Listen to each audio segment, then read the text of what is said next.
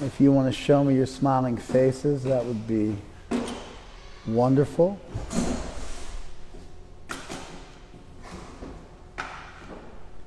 And we'll go ahead and start class. Hey Ross, good to see you.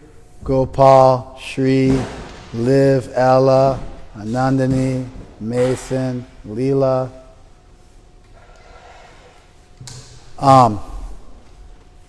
Well, what I thought we would talk about today is a poem. Generally speaking, I like to lecture on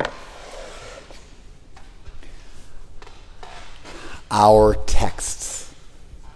So Sanskrit literature, our sacred texts, the poems of our teachers, which at this point span back well over a millennia. Our teachers have been writing and putting their thoughts down. Sometimes our teachers have written in more recent times in English, but for the most part they wrote in Bengali, and then before that they wrote in Sanskrit. I like to lecture and read and think about, I like to think about those verses and those poems, and I like to lecture on them because I'm a priest.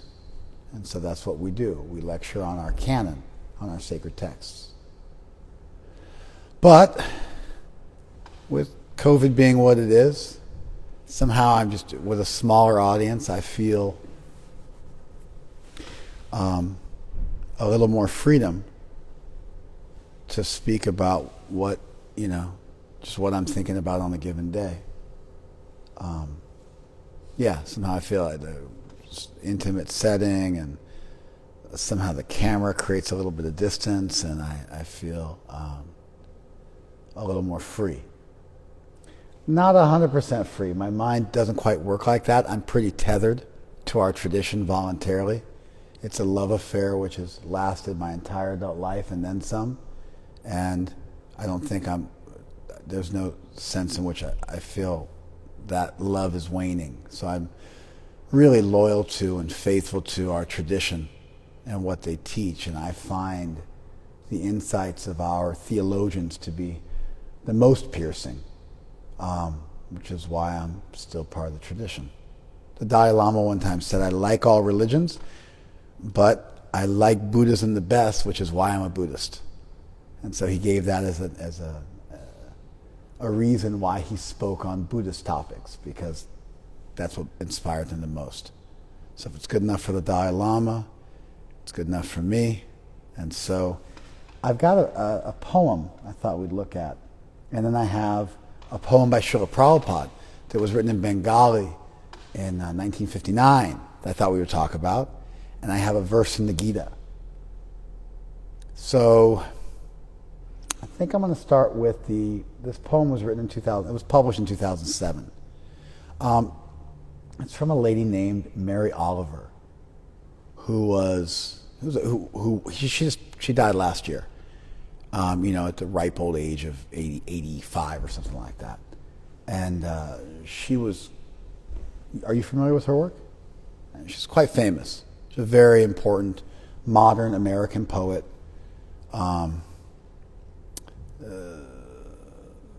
Following in the wake of Emerson and Thoreau, she lived in New England in nature. She took walks and she wrote about nature. She wrote very plainly in a real unadorned prose style where she just wrote her thoughts down. And so this is a poem, and the poem is called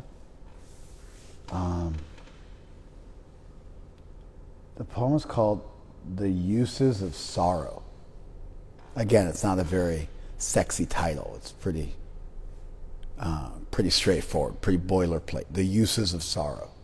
Almost like, like if you got directions to how to put together a model airplane or something like that. It's like, might be the title of one of the sections. Or, if you had a blender, the uses of this blender is very simple. In my sleep, I dreamed this poem. That's actually part of the poem. In my sleep, I dreamed this poem. Someone I loved once gave me a box full of darkness. I dreamed this poem. Someone I loved once gave me a box full of darkness. It took me years to realize that this too was a gift. I dreamed this in my sleep. Someone I loved once gave me a box full of darkness. It took me years to realize that this too was a gift.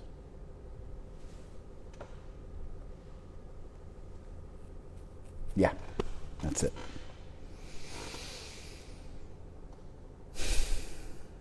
So I think at the outset,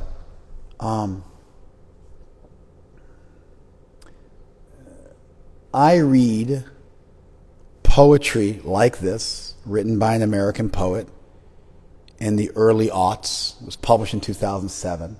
It was written sometime between, let's say, 2005 and 2006. I read poems like this differently than I read the poems of our tradition. Here's why. When I read the poems of our tradition, it's my understanding, it's my faith, it's my realization, it's my conviction that the author of the poem, the author of the sacred text, that it's my assumption that their meaning is the most important meaning. And so I want to really understand what they were thinking, what they were trying to convey. Therefore, hermeneutics is extremely important.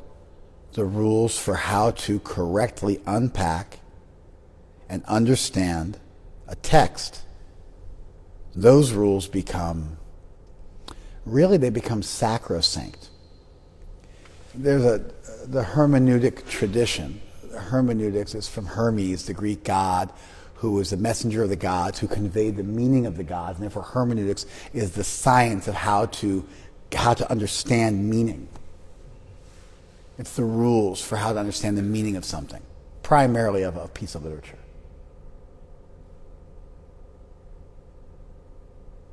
Hermeneutics in Sanskrit is called mimamsa. Mimamsa means examination. The rules in our tradition for how to read a sacred text, those rules are considered by our tradition to also be part of our sacred tradition.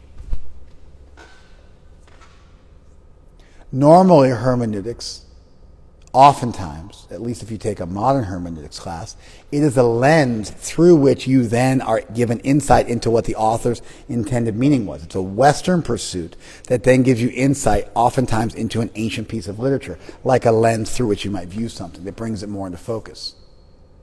For us, our system of hermeneutics is itself considered to be part of our sacred tradition, and the people who put our hermeneutics together were also theologians and savants and sages within our tradition. And there's it's not even an implicit understanding. There's an understanding. It's both implicit as well as explicated, as well as explicit. The point is made that the authors of that sacred text were conveying something from beyond this world. And therefore, you wanted to get caught up in the current of their understanding. Because if you were able to witness what they saw in the verses, what was behind the verses, that is tantamount to seeing God. They were having a rapturous experience of divinity. They codified that in words. Those words conveyed you. They were a bridge.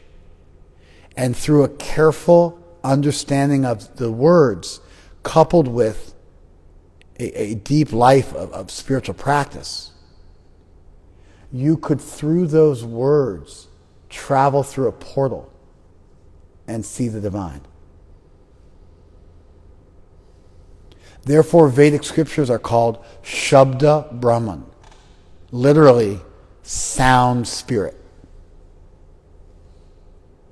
They are spiritual sound. It is not a material sound. It's not of this world. It's Vaikunta Vayu. It's the wind of the spiritual world. It's the breathing of the deity.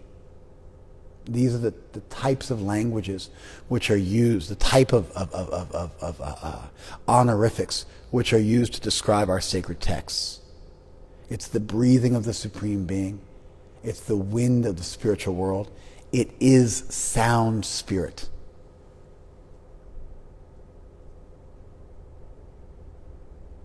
So, the speaker, the rishi means I'm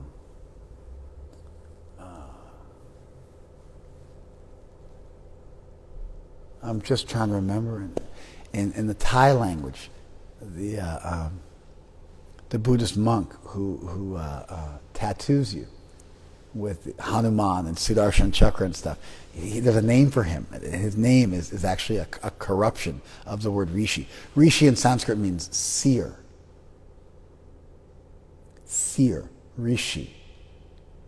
It's a seer. They didn't pen the Vedic mantras. They saw them.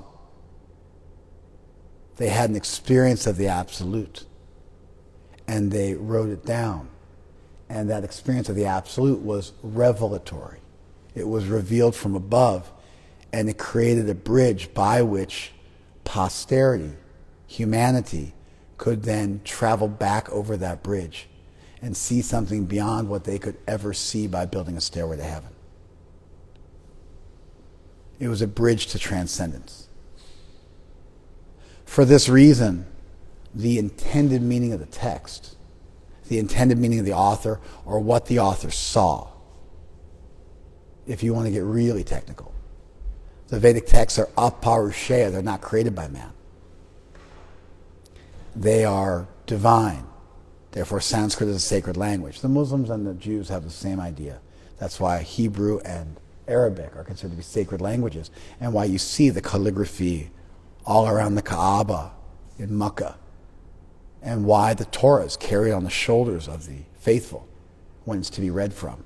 And they do kirtan around it, and they dress it in silken garments and silver caps.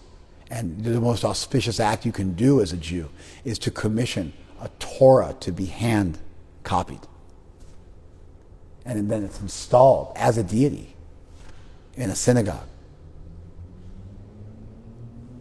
where that sacred language, even the language of the Torah, Yahweh, YHWH, the Tetragrammaton, the name of God, which is often pronounced Yahweh, was never spoken outside of the main temple in Jerusalem by the high priest, because it was so sacred. They had other names. Hashem, Adonai. They had other names, more generic names that were considered to be appropriate ways to refer to the deity. Anyway, this is about sacred language. I don't want to talk about that too much. But when I'm reading a piece of our poetry, I want more than anything in the world to have a glimpse of what the author saw. That's the perfection.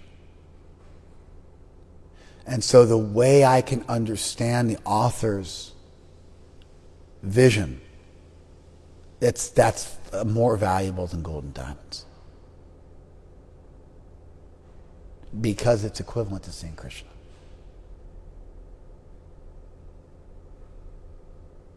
The Vedic text opens up and gives you a glimpse into that world.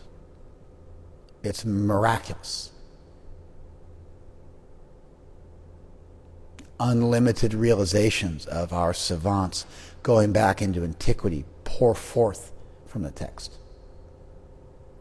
and you see what you on your own legs could never go to. You see what with your own eyes you could never see.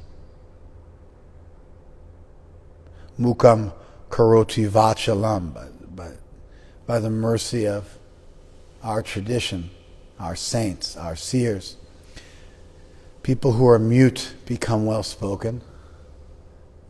Pangum langayate girim, and the lame are able to cross mountains. Mukam karoti vachalam pangum langayate girim. Mukam karoti vachalam pangum langayate girim. Tam kripam, what is it? Yeah, Paramananda Madhavam, what is it? Tam kripam aham vande Paramananda Madhavam. Anyway, my mind is failing me. And so the Vedic texts, they are miraculous. Tat kripa tamaham vande Paramananda Madhavam. Yeah, that's right. By their mercy, and I offer my respects to them, because by their mercy, the mute can speak and the lame can cross mountains. By the mercy of our seers, by the mercy of our sages, we're given a glimpse into that world, far beyond this world. So the methodology that allows that to occur, the technology really, that allows for that miracle to occur, that opens wide the door to liberation, that technology is sacred. And that technology is the hermeneutics, the rules. The first school of hermeneutics in the world, in the history of the world, was the Vedic school of hermeneutics. Maybe we're not the best, but we were the first people to codify it and lay it down for posterity's sake. The rules of how to understand, how to liaise with and interpret a sacred text, our sacred texts. When I am reading a poem written by somebody who is not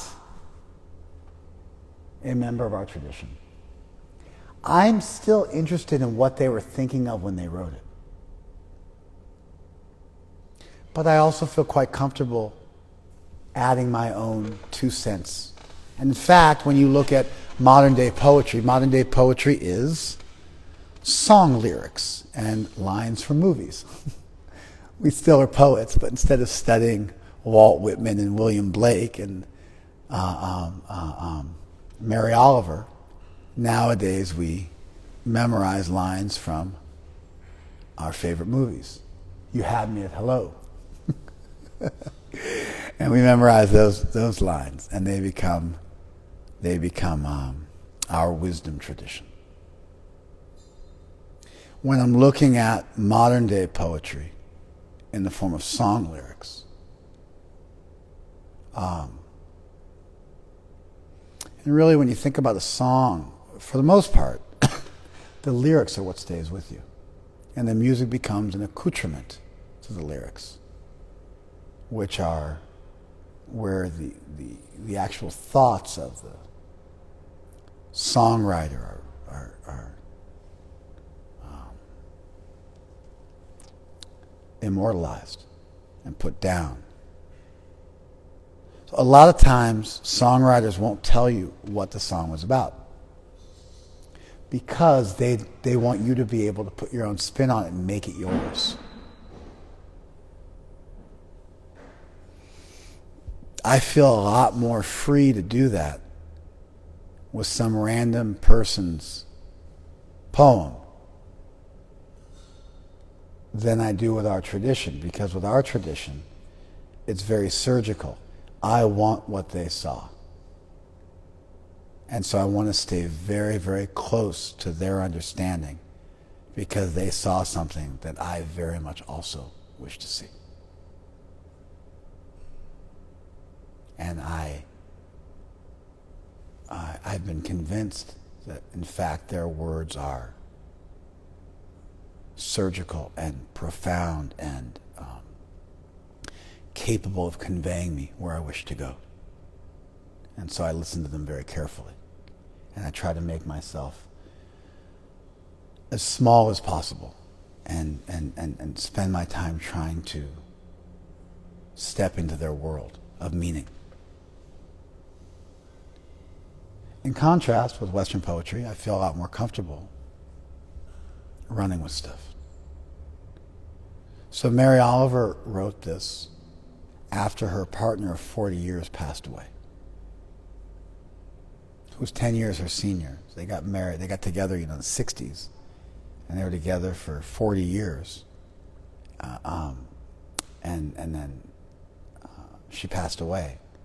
And Mary Oliver was grieving in her 70s the loss of her life partner. And the book of poems called Thirst is her attempt to grieve and process.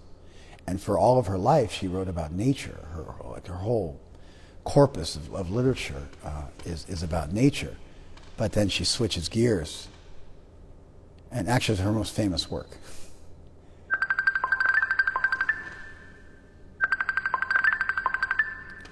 It was her most famous work.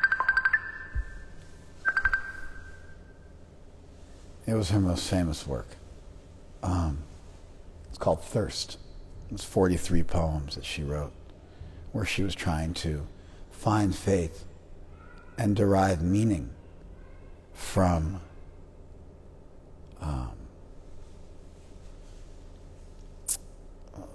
the death of her loved one. And so, last night I dreamed this. Someone I loved once gave me a box full of darkness. It took me years to realize that this too was a gift.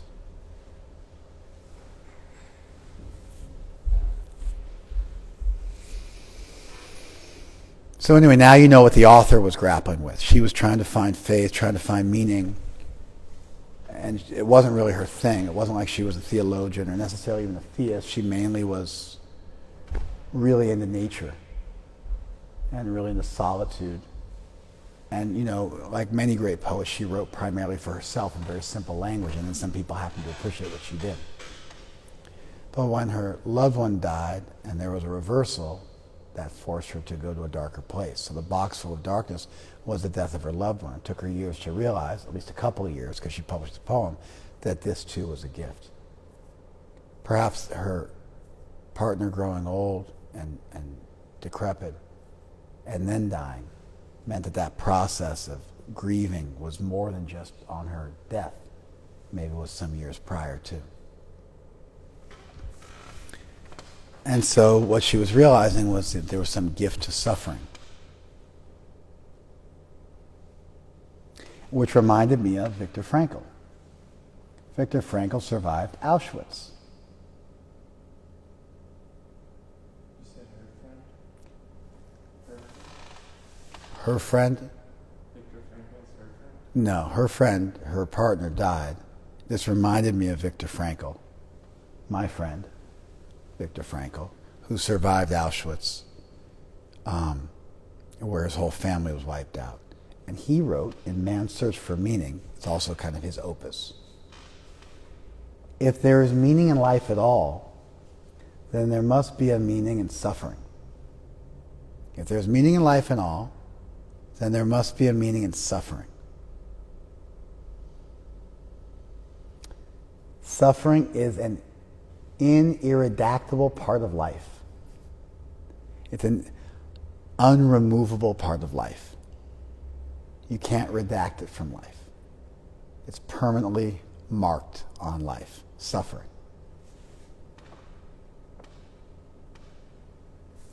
Even as fate and death, without suffering and death, human life cannot be complete. That's a little more interpretive, but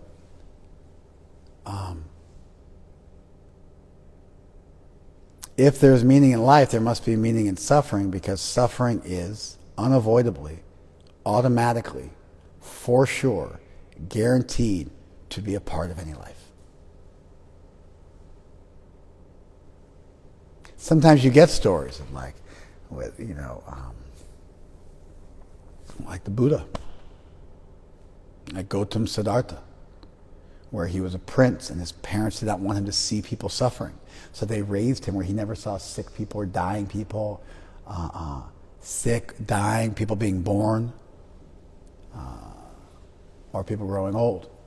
But eventually he did see those things, and that seeing that was a stimulus for him to go and meditate and try to find something beyond this temporal world. If there's meaning in life at all, then there must be meaning in suffering, because suffering is an irreducible part of life.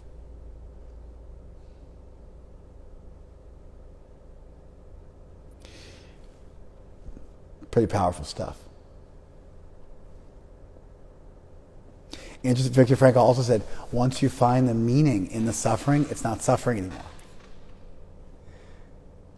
Once you find the meaning, then it's not suffering anymore, because then it's a lesson. It's a hard lesson, but it's a lesson.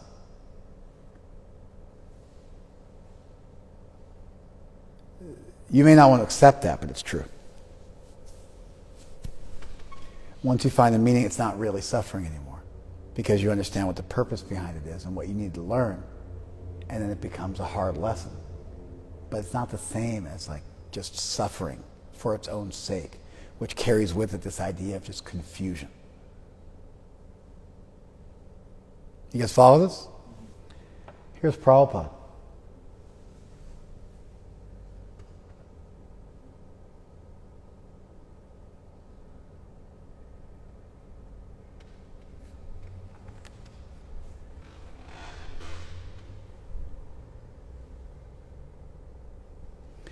Seeing that I have no money, everyone has left me, including all my family members, relatives, close friends, and brothers. This is Prabhupada writing as a sannyasi in 1959. It's called Vrindavane Bhajan. His like worship in Vrindavan. Seeing I have no money, everyone has left me. Who's everybody? Including all my family members, relatives, close friends, and brothers. However, although I am supposed to be unhappy, actually, I am laughing. Indeed, sitting here alone in the holy abode of Vrindavan, I'm laughing in great happiness. Who in this material life of so-called family, friendship, and love can be said to really love another? Where are my affectionate mother and father now?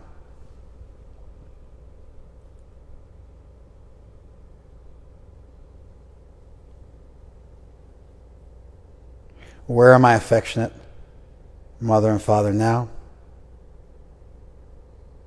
Where are my other near and dear ones? Where have all the elder relatives and close family members gone? Tell me, who is there who can give me information about their whereabouts today? What is left of their dear family at present? Now it exists in name only.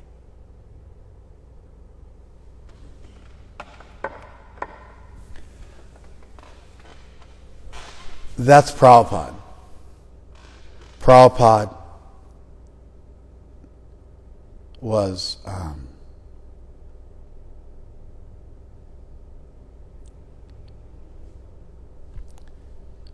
so straightforward and challenging and blunt in his language.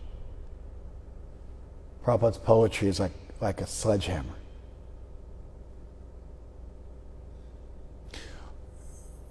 What was hinted at or mentioned in brief and synopsized in the work of Mary Oliver and in Viktor Frankl, Prabhupada explicated it and made it as blunt and unavoidable and straightforward and in your face, practically speaking, as you can possibly get. I have no money, I've grown old, I've lost everything, and all my family members have abandoned me. And I'm sitting here laughing because I'm realizing, what was the meaning to all this?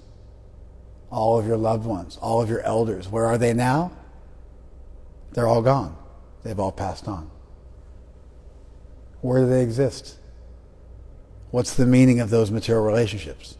It's just in name.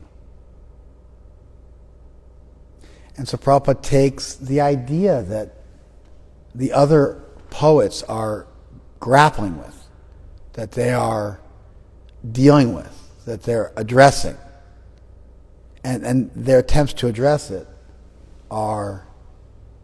they're eloquent and they're thought-provoking, and Prabhupada just takes it to the nth degree, like a force multiplier. It's just an exponential increase to like several orders of magnitude, where Prabhupada just says it so bluntly, and the detachment, which is what's required, because we all have to become detached, because we all have to die. And so detachment is always on the menu, today or tomorrow. And so the fruit, it took me years to realize this was also a gift. There's meaning in suffering. Prabhupada just makes it crystal clear. We must become detached. And here's a verse from the Gita that I thought of also. As I was thinking of Mary Oliver's poem, it reminded me of Viktor Frankl's poem, it reminded me of Prabhupada's poem, and it reminded me of this verse from the Gita. And rather than giving you guys too much of an unpacking of everything, I wanted to almost do a reading with you guys and give you some tools for understanding the way sacred texts are read versus the way that other texts are read, at least by me and our tradition, and give you a little bit of an insight into those two ways of looking at things. One where you can screw out your own meaning in any way you want to, and that's just fine, even better. And even the author doesn't want you to know what they're thinking. And the other one where knowing what the author was seeing and thinking is the most important thing in the world. And the different hermeneutical approaches where this is given a primary place and this becomes secondary, to where you switch it and your ideas become the most important.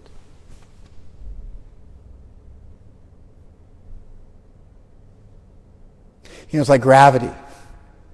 You can deeply understand gravity. You can make it your own, but it's still gravity. It's a real thing. You don't just invent it in your mind. Your mental image of it is not necessarily better than an actual understanding of the thing. You follow? There are things in life like this where they've been fleshed out, and the best thing you can do is understand what's been laid out. There's this idea, this romantic idea that what you come up with in your pea brain is infinitely better than what anybody else has done before. But it's actually not true. Sometimes people get it right, and the best thing you can do is just understand it and make that your own.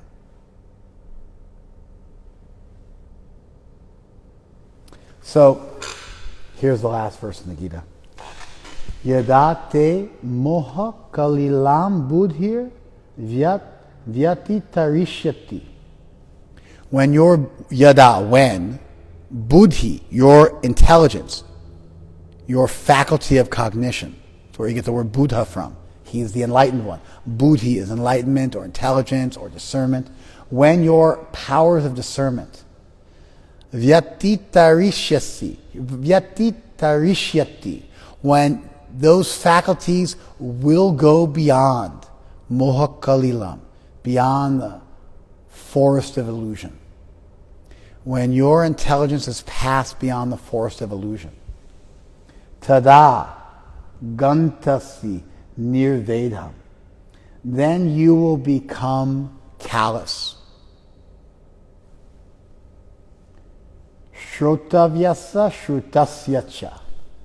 You'll become calloused to what will be heard and what has been heard. When your intelligence has passed out of the dense forest of illusion, you will become indifferent and callous towards everything that has been heard and everything that will be heard. This is a verse in the beginning of the Gita. Which is interesting because it almost seems like it's decrying the Gita itself.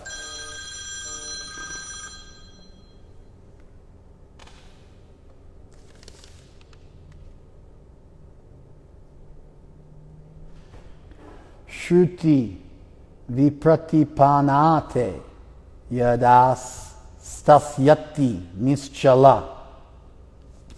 When you become situated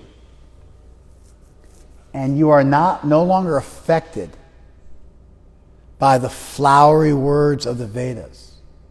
This is really interesting because I've spoken about how Vedic texts are considered to be spirit sound, but not all of our Vedic texts.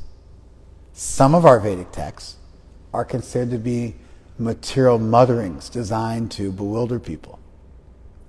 And so we're simultaneously told to go beyond the Scripture to understand the essence of Scripture and anchor ourselves to the highest teachings of Scripture so we can let go of the more materialistic, ritualistic teachings of Scripture. Did you follow that? So in the higher Vedic text, you're being told you need to become indifferent to the Vedic text. But of course that means being faithful to this statement. You follow? That's why Krishna can say, transcend the Vedas, and then he can say, all the Vedas are ultimately about me. Samadha achala buddhi, then your mind will become fixed in samadhi. Tada yogam avapsyasi, and you will attain yoga. Then your mind will become situated in samadhi, and you will achieve yoga when you're no longer influenced by the material mutterings in the world.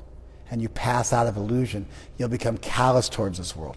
And what I see here is the same idea that transcendence automatically means you got to become detached. You got to let go. And I guess the last thing I want to say as we're speaking about this, so just to refresh everybody's memory, we were looking at the work of Mary Oliver when she was grieving the loss of her partner of more than 4 decades. And she said that, I dreamed this while I slept, and I've dreamt poems while I slept and woken up and remembered them and written them down. So I believe her, actually. She could also mean she dreamt while she slept of like a higher reality and then woke up and has to now try to earn it.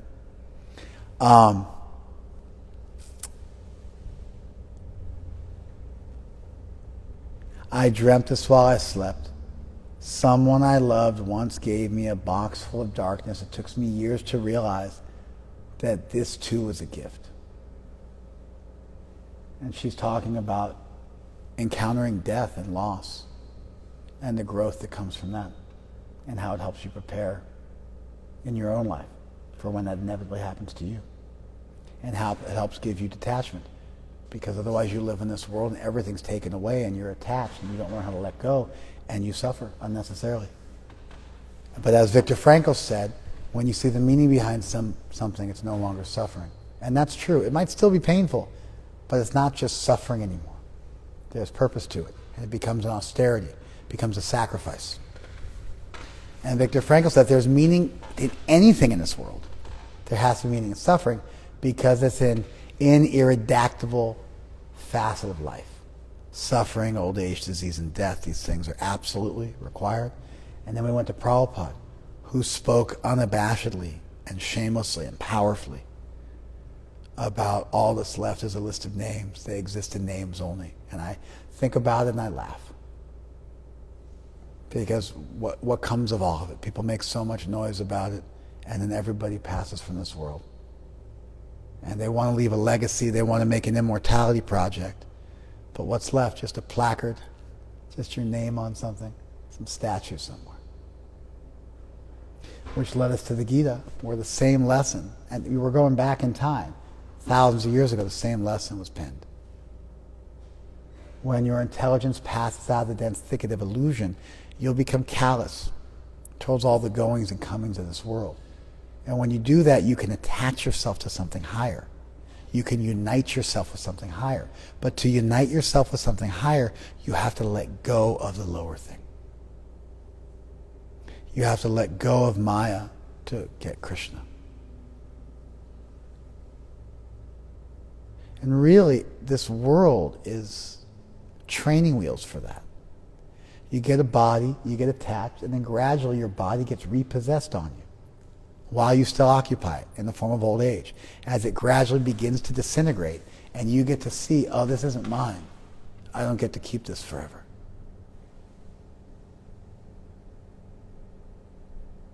You get a chance to think through that. And you get to let go, and you get to learn those lessons. And your loved ones die, and they pass on from this world.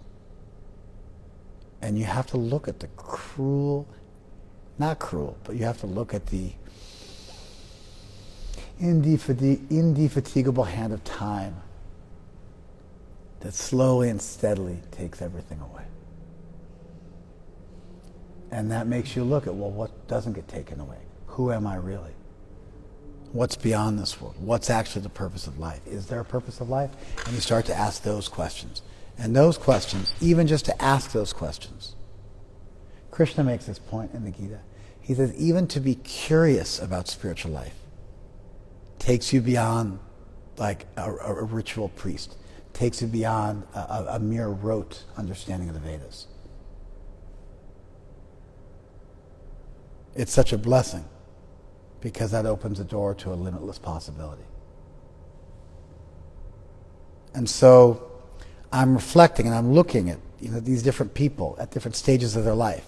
One person was a materialist almost their whole life, but a higher thinking materialist. But then somebody died and they really got it all taken away from them. And they became pensive. And their poetry went to another level. You look at Viktor Frankl post-Auschwitz, and he was just, nothing could slow him down. There was so much power and realization. You read his book, it's like every single sentence is a one-liner. The whole book is just zinger after zinger because he was thick with realization. Because he had to make it through. He had to make sense out of it. He had to find meaning in it. And he hits even closer. If there's meaning to anything in this world, there's meaning to suffering. It's not that this too was a gift. It's that there's meaning to anything. The most important thing to understand is suffering. You follow? Not that I got a bunch of gifts and then one of them was suffering and I had to learn to appreciate that gift along with the other gifts. His thing is no. If there's meaning to anything, if there's value to anything in this world, there's got to be value to suffering because it's the most standard, irreducible feature of reality. And then you get Prabhupada applying that idea, these theoretical ideas, to his entire life. And all that's left is a list of names. And I can laugh at it and realize the futility of materialism. And why can he laugh? Because it's freed him up to pursue his spirituality. He was in Vrindavan, worshipping Radha Damodar at the Radha Damodar temple in the center of the spiritual world. Drawing down fruits of love of God from the tree of life. I mean, he was just... That's why when he came to the West, he was so empowered. Because he dug so deep. He'd mined so many valuable jewels in his own life. He had something to give. And so the reason why he could laugh and be fearless in the face of death was because he found something more wonderful. He let go of what he had to grab a hold of something much better. And then the Gita comes in. When your intelligence passes through the dense forest of illusion, you become callous to all the goings and comings in this world. You really let go. And then, uninfluenced by materialism, your consciousness can actually sit in samadhi, and you can achieve yoga, and you can unite with and attach yourself to, and rivet yourself to, and forge yourself to, and galvanize your relationship with the Absolute.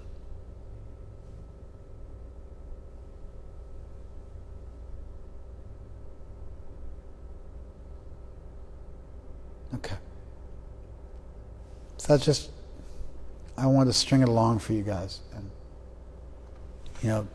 we're going across the world, and we're going back in time thousands of years and everything in between. And you see how these same ideas are grappled with, are contended with. And sometimes you get a little bit, and even that little bit becomes a very powerful piece of poetry, especially when it's in your native tongue. But you can look back at our tradition, you can realize, oh wow, they were masters of the subject. They really understood these things. And you go back to the Gita, and it's right there in the Gita, the same idea.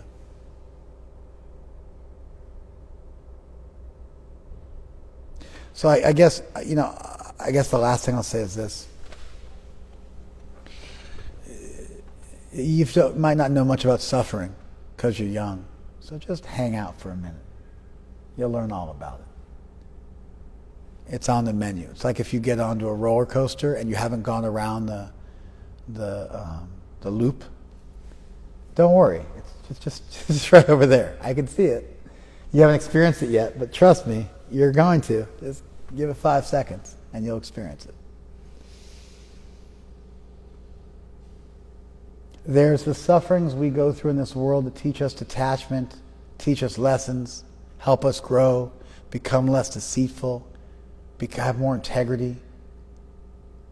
But there's a larger macro level of suffering, which is just the basic conundrum of material existence, that I am a conscious being and I'm in this world, and the world is filled with temporary things, but I want to attach myself to things permanently. I want everlasting love. I want an endless love.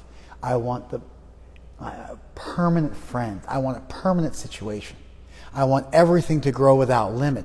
But all the stuff in this world disintegrates on you while you hold it in your hands, including your own body, including your own mind in many cases. That is the basic existential dilemma. And all the other stuff that you get that disappears on you is just the hors d'oeuvres. It's just the appetizer for the main course, which is the entire scope of material existence. And so now what are you going to do? You're going to try and get your name on a hospital? You're going to try and dig a few wells? That's great. That's good stuff. That's an immortality project. You want to do something that's going to live beyond you. And sometimes people get this idea that, wait a second, I'm conscious. The fact that I have desires that nothing in this world can fulfill might very well mean that I'm not meant for this world. I'm meant for something beyond this world. In fact, I have desires that go beyond anything in this world means that this world isn't really my full home. There might be some deeper level of reality I can experience. And that's the beginning of the hero's journey. And then these statements about suffering, instead of being scary and ominous, they become your friends. They become friendly guideposts. Like you have your mile markers. We don't really use them in the U.S., but we have other stuff in the U.S. We have we have mile markers too, but we have other stuff in the U.S. like signs. But in India, they don't have signs. They just have mile markers. And so, when you're getting directions someplace, it'll be like at the 27th mile marker after this village. And so you're looking. You're looking for it. Maybe that one's broken out because someone went over the edge. And so you see 25 and 28, 26, 27 is somewhere in there. And so you know where you're trying to go. These things become guideposts. They become mile markers. And they're no longer scary. They become encouraging. Old age can even be your friend. Loss can even be your friend. Grief can be your friend. Missing Krishna can be your friend. Gaur Govinda Maharaj, such a great Vaishnava, he one time said that I'm opening a crying school here. I'm teaching you how to cry for Krishna. You don't know how to cry for Krishna. It's another major secret that within grief and within sorrow, not when crying for your loved one or your parent or your child or your lover, not that. But when you cry for Krishna, you find that on the tears of sorrow and on the tears of longing, that creates a bridge and you can go to Krishna. And the art and science of crying for Krishna it's the treasure, the great treasure of our tradition. All right, we'll leave it there for some food for thought. Thank you very much. We're going to do kirtan now. And so if you guys want to hang out for a minute, you'll get to see the deities and we'll do some kirtan. Thank you.